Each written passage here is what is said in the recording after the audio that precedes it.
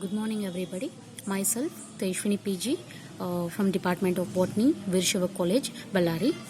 Previously, we have done with Pinus morphology structure, and we will see about the reproduction today.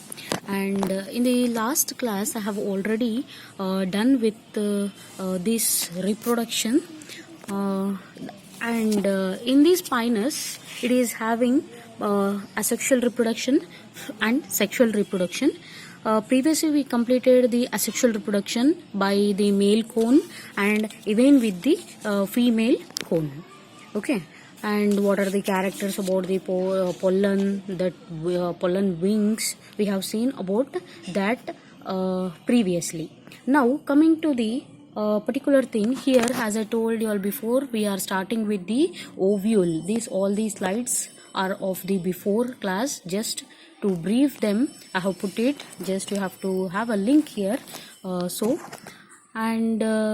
female reproductive organ and the like a male cone and the female cone, we have discussed about this. These are the pictures involved in that. And coming to the next one here, that is the Pinus ovule. So as we can see here, this young ovule consists of an integument, the outer part enclosed, and the nucleus is present within it. The integument is 3-layered. Actually, this particular ovule is 3-layered, and it is having the outer fleshy layer, that is the first one, middle stony layer, which is very rigid, that is called a stony layer, and inner fleshy layer, that is the third one. So here what happens, the integument leaves an opening at the top called micropyle. As you can see here in the diagram here, the micropyle region, that is at the tip, situated at the tip, and the integument, which is the outer one here, and the outer fleshy layer and the middle stony layer, and you can see in the middle, in the hexagonal box, that is the nucellus or the nucleus which is embedded in it. So the integument where the opening is present, that is called as the micropyle. Just below the micropyle, a pollen chamber is present where the pollen is being received. So it is very easy. Usually in the previous or the lower classes, we have seen this ovule structure, and even in double fertilization also we are seeing that. In the PUC we have learnt about that. So here what are the main protectors of the particular ovule we are seeing. And in the young ovule, near the apex of the nucleus, a large cell becomes differentiated into the megaspore mother cell. So you can see here the right side picture, that is a ovule with the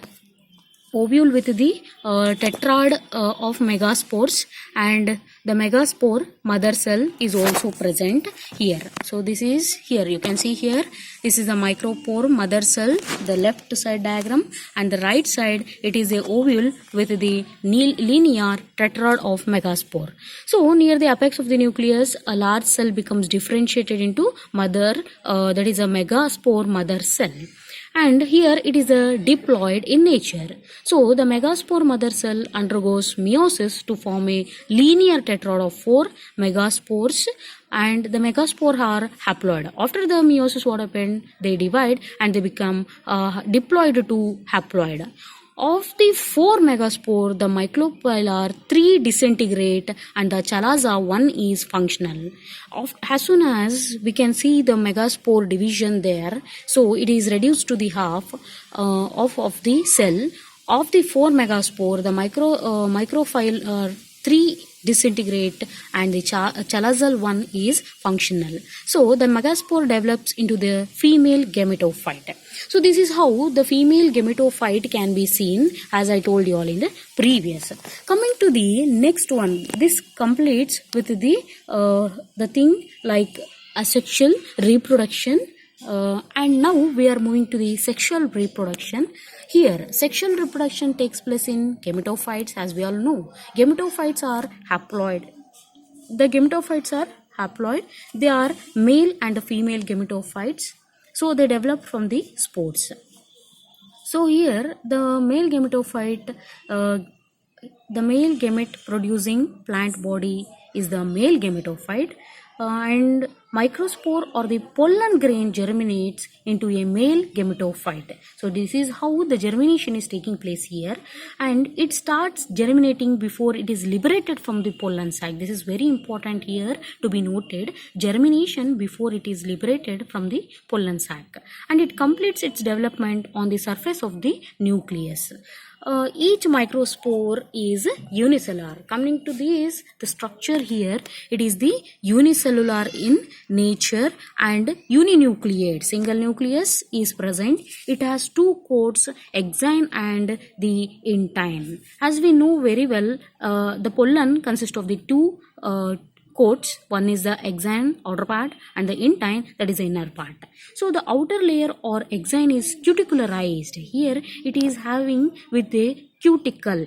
A cuticle is present. In the picture you can see here the particular pollen grain, the exine and the intine and the nucleus inside it. Okay, and the pollen is having the two wing-like structure. So the outer layer are exine and cuticularized. It is cuticularized in nature. It expands in the form of a wings. As I told you all, they are having the two wings on the sides. So the microspore has two lateral wings. The wings help in dispersal of microspores by the wind. So we can tell that in Pinus it is the pollen grains are dispersed by the wing. So the mode of pollination is by air, anemophilous. Okay, you can tell it as a particular, it is having the anemophilous pollination. And you can see here the outer layer or the wing is completely hard in nature. The microspores divides to form a small first prothallile. After the wing formation is taking place, next one you can observe here in the picture, that is a B. It is marked as B. Firstly formed prothallile cell and a large cell. There is a two differentiation of the cell here. One is a large cell, the lower part here, and the upper part is the prothallile cell. So the large cell undergoes one more division to form a secondary prothallile cell. What happens here again in the C has the label here, you can see here, that is a label C. What happened, the secondary prothallile cells and a large antheridial cells are formed here. So the structure is varying here and the division of the cells are taking place. The antheridial cell divides into a small generative cell and the one of the large tubular cell, that is a tube cell. So you can see here in the diagram D, where it is dividing into the body cell and another one is a tube cell. So the two prothallile cells represent the vegetative part of male gametophyte. So you have to remember about the male gametophyte. So in the 4 cell stage, after seeing here, so which are the 4 cells, we can say generative cell, tubular cell, antheridial cell and the secondary prothallile cell. So coming here in the 4-celled stage, those are 2 prothallile cells, 1 generative cell and 1 tubular cell. So the pollen grains are liberated from the male cone. As it is a male gametophyte, they are released in large number, forming small cloud often called shower of sulfur. So after these, what happened, because of their pale yellow color, after the pollen is shed, the male cone dries up and soon falls off from the tree. So here in the E, you can see that the diagram E, one of the stalk cell and the body cell is present, a tube-like structure which is elongated, that is a pollen tube, and the tube nucleus is also present. In the F, you can see very clearly the elongation of the pollen tube, where we can see the male gametes and the stalk cells are also present. So this is about the sexual reproduction and the male cone here. Coming to the female cone.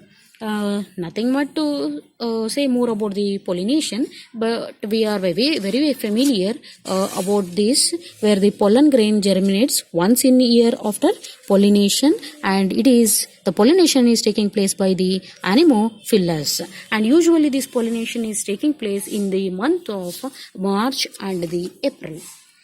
So coming to the female gametophyte, the plant body producing female gamete is the female gametophyte. We are familiar about this.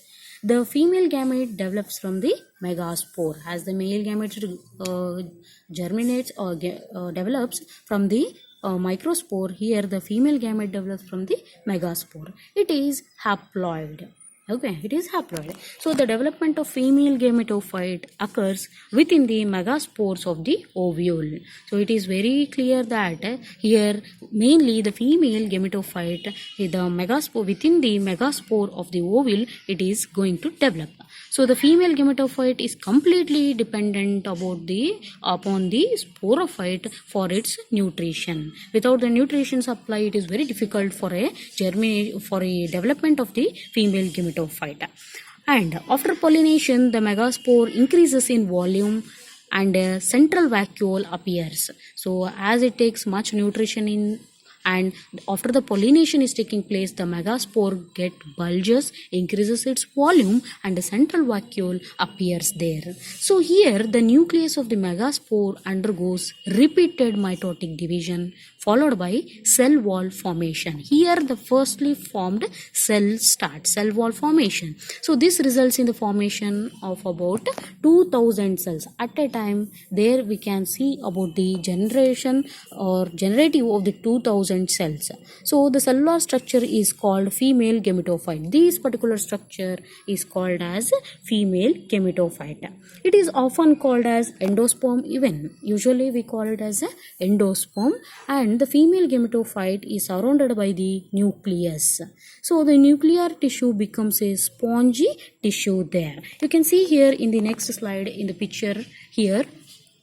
Yeah, we are finding this particular micropylar. Yeah, as before I have showed about the one of the slide, that is the ovule with the linear tetrad. In the same way here also we can find that.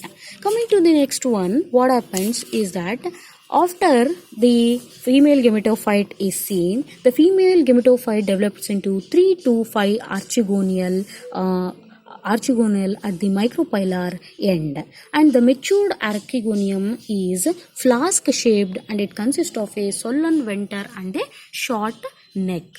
So here you can see that the venter contains an egg, as we are showing in the picture here. The venter canal cells and the egg cell is also present, and the venter is embedded in the tissue of endosperm. Usually these venter canal cells are embedded in the tissue of endosperm.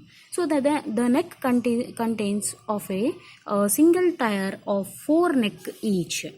Okay, 4 neck each. Neck canal cells are completely absent. So neck canal cells are not found, but ventral canal cells are found here.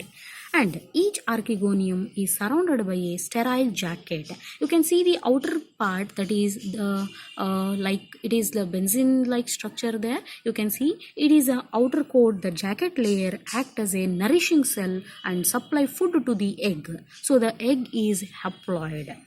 And the neck opens at the bottom in a funnel-shaped structure, funnel-shaped depression known as archegonial chamber. You can see here this particular thing. Yeah, this is the archegonal structure and the flask-shaped structure here. So that is called as archegonial chamber. So this is how the female gametophyte is seen in brief. Come to the next one, the fertilization. So it is very important, as we have seen with the sexual reproduction with the male gametophyte and the female gametophyte. Here comes the fertilization. So fertilization occurs about an year after pollination. After the pollination, we can see it is taking 1 year for the fertilization process to start. The pollen tube carries the tubular nucleus, the stalk-like cell nucleus, and the 2 non-ciliated male gametes is present. So the pollen tube enters the archegonium. We are very familiar with the archegonium cells. Okay, archegonian cells. So that it is the pollen tube enters the archegonial by crushing the neck cells. At the tip we can see in the previous slide that the neck canal cells we have seen here, isn't it? So these neck canal cells will be crushed completely. So crushing that, here this will take an entry of the particular pollen tube here. Pollen will be entering from the tip, and the tip of the pollen tube ruptures and the contents are discharged into the archegonium. One of the functional male gamete fuses with the egg forming the zygote. So this is how you can see here in the male gamete here, and the egg is present. This is the opening here. Okay, the archegonia, the tube like formation is seen, and from there the pollen is being released here. So this is how the particular zygote is been forming here, where the one of the functional gamete or the male gamete is fusing with the egg forming the zygote. So the stalk cell nucleus, tube nucleus, and the second male gamete generate and disappear. So next what happens, as we are seeing in this, it is moving to the particular oospore is diploid in nature here. After the male gamete is formed, as the pollen is entering into it by the rupturing of the neck cell, here the oospore formation is seen. It is the first formed cell of the sporophyte generation. As we are very familiar about the sporophyte generation, as the pinus is having the well developed characters, here the sporophytic plant body is dominant, where the gametophytic is at the recessive condition here. So the first formed division, the first cell, that is a sporophytic division, is taking place. It gives rise to the embryo of the seed. As we are seeing in the picture, the first division, laterly it multiplies into 2 cells, again with the 4 cells. Okay, so here the development of the embryo is meroblastic in condition, as the whole oospore does not divide. So complete oospore won't divide, but some part of it will be dividing here. So the diploid nucleus of the oospore passes towards the lower end and divides 4 times by meiosis. By the particular mitosis, it divides 4 cell. As we can see here, this is the 4 cell embryo. Laterally, it is dividing into 8 cells. We are very familiar about this.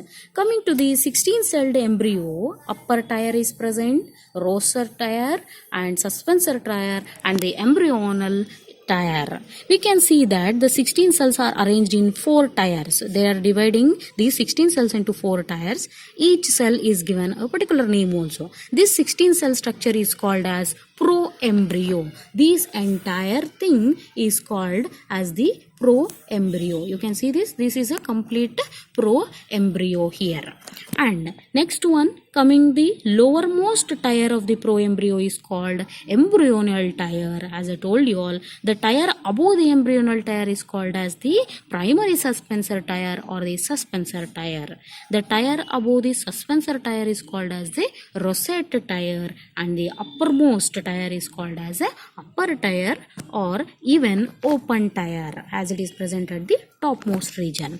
So the cells of the upper tier play no further part and disintegrate. They simply supply nutrient to the lower tier of the proembryo. So only the cells of the upper tier play no further role. So laterally they get disintegrated. The 4 cells of the embryonal tier divide and form another tier of the 4 cell in between the primary suspensor tier and embryonal tier. So we can see that this is how the embryonal stages are moving from one stage to the other one. The cells of the rosette tier will not develop further. It has been restricted. Its growth has been restricted there. The tier of 4 cell formed in between the primary suspensor tier and the embryonal tier forms the secondary suspensor tiles of the embryonal tube. So this is very important to be noted here. As you can see, the expansion elongational embryonal tier here, and coming to here, the rosette cells will be the same. They are not getting any of the elongations, but the secondary suspensor tier and the primary suspensor tier are getting elongated as the cells are increasing here. Laterally, the embryo is being formed at the end part or the resultant here. So this is how the fertilization is taking place in the particular pinus. And next, moving to the seed. As the embryo is formed, next is the seed formation. So the fertilized ovule is the seed. The seed are formed when the cone is in its 3rd year. Usually the seeds are formed in the third year. The seed is oval in shape, as we are familiar with the shape of the seed. It consists of a seed coat, the outer part, the covering of the seed, a nuclear cap, suspensor, and an endosperm, an embryo, and a wing. That is very important to have a wing for an seed here. The seed coat is the outer covering of the seed. It is hard and is formed of an outer testa and an inner tegument. So I can give you all this particular picture here to be very clear with the diagram here. So this is the wing upper part, the seed lowerly we can see that, and here testa of the embryo and the endosperm, and the inner tegument. Here you can see inner tegument. So the nuclear tissue becomes a thin layer and near the micropylar region. Okay, micropylar end called perisperm. This is called as the perisperm at the tip of the micropyle. The perisperm forms a cup-like structure at the micropylar end called nuclear cap. At the tip you can see here in this particular picture the nuclear cap, and below to the nuclear cap the suspensory is present. Okay, the endosperm surrounds the embryo. It is loaded with the food material which are absorbed by the embryo. So the embryo is embedded in the endosperm. It consists of a radicle. As you can see here, below the suspensor, the radicle is present, and the radicle is above to the particular hypocotyl region. Lower to that, we can see the epicotyl region. So here an epicotyl and 10 to 18 cotyledon are present. The epicotyl and the cotyledon form the plumule. You can see these epicotyl and the cotyledon together gives the formation of the plumule. Later, the seed has a wing derived from the oviviparous scales. If you are very remembering here, the ovulus scales are seen in the female gametophyte and even in the female cone also. It is used for the dispersal of the seed. The main important function about these oviviparous scales is that it is the dispersal of the seeds. This is how the seed of the particular pinus can be seen. We are moving to the end, and this is very important to know about the life cycle of pinus. So pinus is a gymnosperm plant. Yeah, we are very familiar. It is included in the order Coniferaceae of the family Pinaceae. And coming to the habitat of it, it is present in the hilly stations, temperate regions. So far we are found about 120 species, and the pinus plant is a diploid sporophyte. Usually coming to the morphology of the pinus, it is tall, evergreen, perennial, xerophytic tree, as we have seen some of the xerophytic conditions or xerophytic characters having the sunken stomata, presence of the thick cuticle, isn't it? So the plant consists of a stem, root and leaf. It is clearly differentiated as it is having the well developed characters. So coming to the next one, the stem is erect, woody and branch. So these all are the things where briefly we are just highlighting it as concerned with the life cycle. So here what happens, even coming to the stem, we have seen the stem regions and leaf, the needle, especially it is very wonderful to learn about the leaf of the particular needle structure there, where the transfusions tissue can be seen. The mesophyll cells and the spongy parenchyma and pellucid parenchyma are not differentiated. They are having the T-shaped transfusion tissue there. Okay.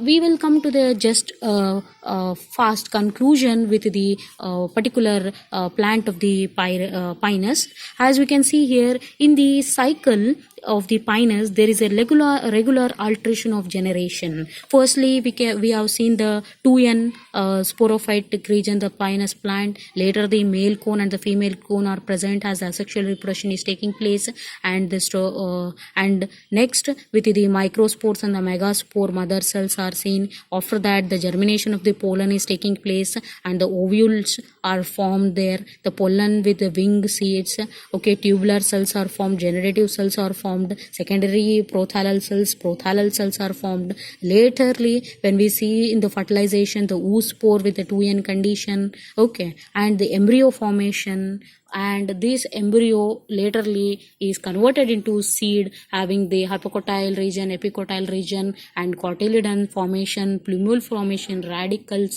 and nuclear cap at the tip, where next the germination is taking place.